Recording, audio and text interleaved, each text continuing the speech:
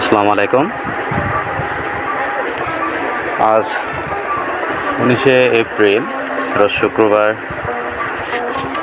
আমি আমার কিছু দেশি মুরগির বাচ্চা এবং প্রাপ্তবয়স্ক কিছু মুরগিকে আরডিবি এবং বিসিআরডিবি টিকা প্রদান করব।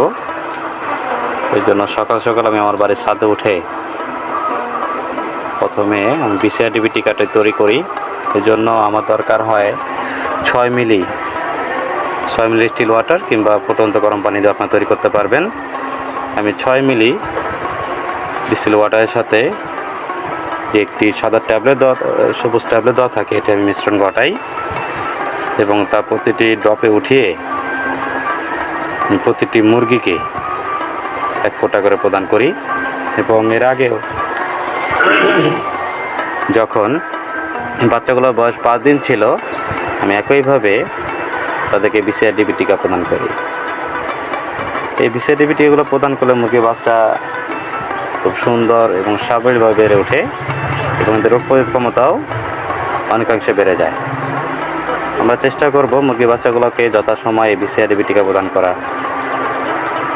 আমি বিসিআরডিবি টিকার পাশাপাশি আমার খামারে কিছু রয়েছে প্রাপ্তবয়স্ক প্যারেন্টস মুরগি, যে মুরগিগুলোকেও আমি আরডিবি টিকা প্রদান করি, অর্থাৎ রানীক্ষেত টিকা প্রদান করি। এগুলো 2 মাস অন্তর অন্তর আমি আমার এই খামারের মুরগিগুলোকে আরডিবি দিয়ে থাকি।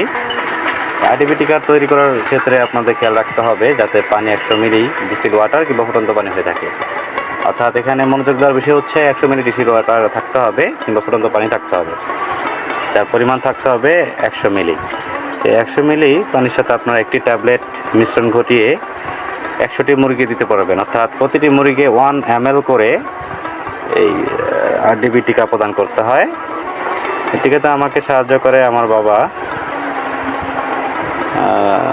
বাবা চেষ্টা করে সবসময় আমার কাজে সহায়তা করার ক্ষেত্রে।